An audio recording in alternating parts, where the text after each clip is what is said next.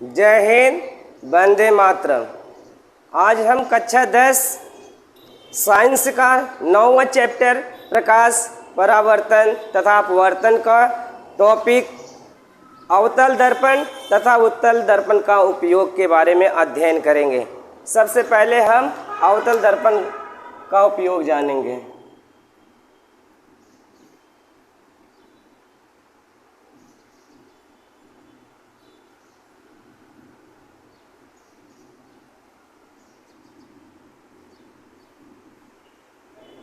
अवतल दर्पण का उपयोग, अवतल दर्पण का उपयोग टार्च लाइट, सर्च लाइट तथा हेडलाइट में किया जाता है। वाहनों के टार्च लाइट, सर्च लाइट तथा वाहनों के हेडलाइट में किया जाता है। इसके बाद हेयर कटिंग तथा शेविंग के लिए जिस दर्पण का उपयोग किया जाता है वह अवतल दर्पण ही होता है। डेंटल डॉक्टर जो होते हैं, दांत विशेषज्ञ डॉक्टर, पेशेंट के दांत को बड़े साइज में देखने के लिए अवतल दर्पण का उपयोग करते हैं। सौर भट्टियों में प्रकाश को केंद्रित करने के लिए अवतल दर्पण का उपयोग किया जाता है। अवतल दर्पण का उपयोग टार्च लाइट, सर्च लाइट, वाहनों के हेडलाइट में किया जाता है। शेविंग और हेयर कटिंग के लिए जिस दर्पण का उपयोग किया जाता है वो अवतल दर्पण होता है। दंत विशेषज्ञ पेशेंट के दांत को बड़ी साइज में देखने के लिए अवतल दर्पण का उपयोग करते हैं। सौर भट्टियों में प्रकाश को केंद्रित करने के लिए अवतल दर्पण का उपयोग किया जाता है। अब आगे हम उत्तल दर्पण का उपयोग पढ़ेंगे।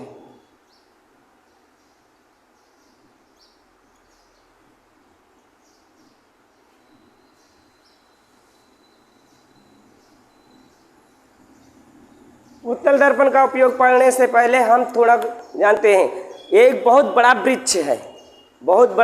वृक्ष है, उस वृक्ष का प्रतिबिंब दर्पण में देखने के लिए हम कुछ दर्पण का उपयोग करते हैं। जैसे हमने पहले एक समतल दर्पण लिया, समतल दर्पण में हम उस वृक्ष का प्रतिबिंब देख रहे हैं तो पूरा वृक्ष का प्रतिबिंब समतल दर्पण में नहीं दिखाई दे रहा है। फिर हमने अवतल दर्पण का उपयोग किया, अवतल दर्पण में उस वृक्ष का प्रतिबिंब देख रहे हैं तो पूरा प्रतिबिंब नहीं बन रहा है वृक्ष का। फिर इसके बाद हम उत्तल दर्पण का उपयोग कर रहे हैं तो उत्तल दर्पण में देख रहे हैं तो वृक्ष का पूरा प्रतिबिंब दिखाई दे रहा है, छोटे आकार में दिखाई दे रहा है और पूरा प्रतिबिंब उसका दिखाई दे रहा है। हम कभी घूमने के लिए यदि आगरा जाते हैं तो आगरा किले की दीवार में एक बड़ा जो है दर्पण लगा हुआ है, उत्तल दर्पण। वहाँ उस दीवार के हम आगे पीछे थोड़ा खड़े होकर देखेंगे तो पूरा ताजमहल का प्रतिबिंब उस दर्पण में दिखाई देता है। तो उत्तल दर्पण का उपयोग वाहनों के पार्श्वों में लगा होता है। उत्तल दर्पण वाहनों के पार्श्वों में लगा रहता है ताकि जो चालक हो वह पीछे के वाहन को आसानी से देख ले और वह वाहन को सुगमता से चला सके। इसलिए उत्तल दर्पण का उपयोग वाहनों के पार्श्वों में लगा होता है। पीछे के बड़े दृश्य को उत्तल दर्पण छोटे में बनाता है और उसका पूरा प्रतिबिंब बनाता है। तो उत्तल दर्पण का उपयोग जो है वाहनों के पार्श्वों में किया जाता है। ये उत्तल दर्पण का उपयोग है। अब आगे हम पढ़ेंगे गोली दर्पणों में परावर्तन के लिए चिन्ह परिपाटी।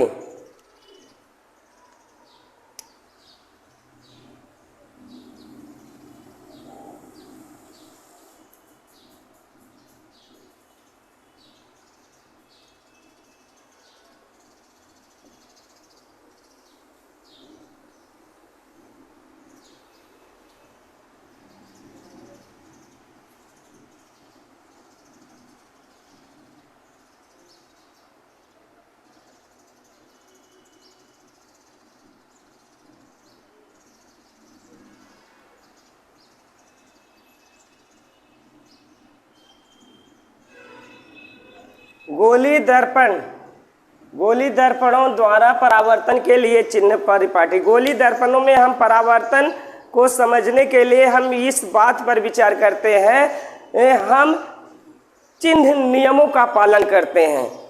कक्षा 9वीं में हमने निर्देशांक ज्यामिति पढ़ा है। निर्देशांक ज्यामिति में वस्तु को सदैव दर्पण के बाईं ओर रखा जाता है। वस्तु को सदैव दर्पण के बाईं ओर रखा जाता है या उसके सामने रखा जाता है। तो इससे ये सिद्ध होता है कि जो प्रकाश यहाँ से जा रहा है वो दर्पण के बाईं ओर से आ रहा है। दर्पण में मुख्य अक्ष के समांतर मापी गई जितनी दूरियां होती हैं वो सब दर्पण के ध्रुव से ही मापी जाती हैं। अगला पॉइंट है, दर्पण के दाईं ओर मापी गई दूरियां जो होती हैं वो धनात्मक होती हैं और दर्पण के बाईं ओर मापी गई जितनी दूरियां होती हैं सब ऋणात्मक होती हैं।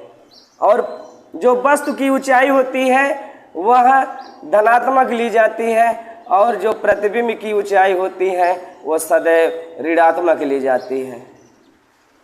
ये है चिन्ह परिपाटी। इन्हीं चिन्ह परिपाटी नियमों का हम दर्पण द्वारा परावर्तन के लिए हम इनका पालन करते हैं। अब आगे हम अध्ययन करेंगे दर्पण का सूत्र।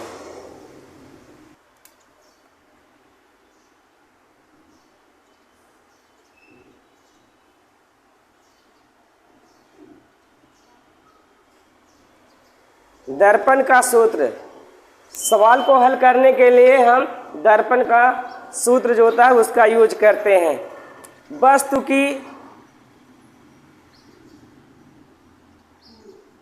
वस्तु की दूरी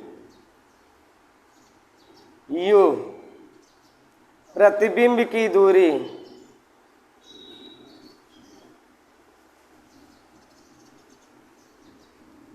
v, फोकस दूरी हम जानते हैं, फोकस दूरी f। तो दर्पण का सूत्र, ये वस्तु की दूरी, प्रतिबिंब की दूरी, फोकस दूरी, इन तीनों में संबंध, तीनों में संबंध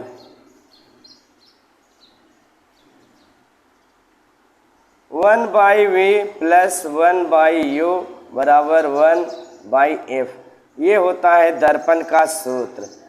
वस्तु की दूरी u, प्रतिबिंब की दूरी v और फोकस दूरी f, तीनों में संबंध 1/v plus 1/u equal to 1/f होता है। ये दर्पण का सूत्र है। इसी से सारे सवाल हल किए जाते हैं। अब आगे हम पढ़ेंगे दर्पण का आवर्धन। आगे हम ये दर्पण का आवर्धन समझेंगे। दर्पण का आवर्धन किसे कहते हैं? ये दर्पण का आवर्धन वह आपेक्षिक विस्तार है। दर्पण का आवर्धन वह आपेक्षिक विस्तार है जिससे ये ज्ञात होता है कि प्रतिबिंब वस्तु की अपेक्षा कितना गुना आवर्धित है। इसे प्रतिबिंब की ऊंचाई तथा वस्तु की ऊंचाई के अनुपात द्वारा व्यक्त करते हैं। मान लिया वस्तु की ऊंचाई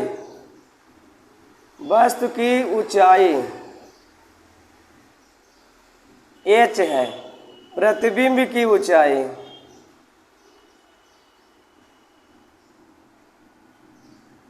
h डैश है।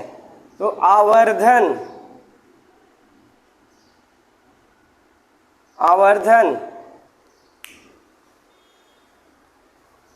m बराबर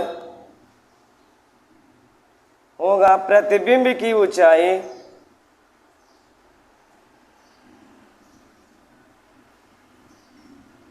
बटे में वस्तु की ऊंचाई।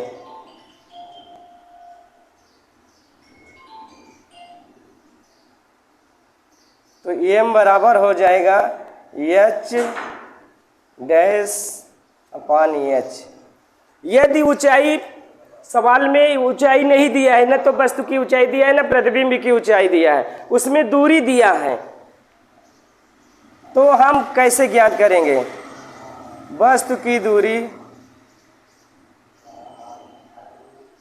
बराबर u, प्रतिबिंब की दूरी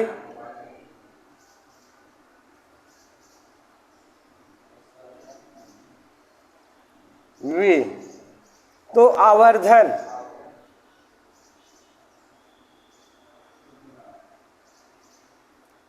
आवर्धन m बराबर हो जाएगा -v/u।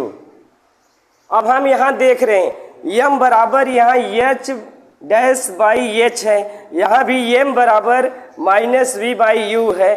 m बराबर ये और m बराबर ये दोनों हम देख रहे हैं m के बराबर है, तो हम यहाँ पर लिख सकते हैं m बराबर h'/h बराबर -v/u।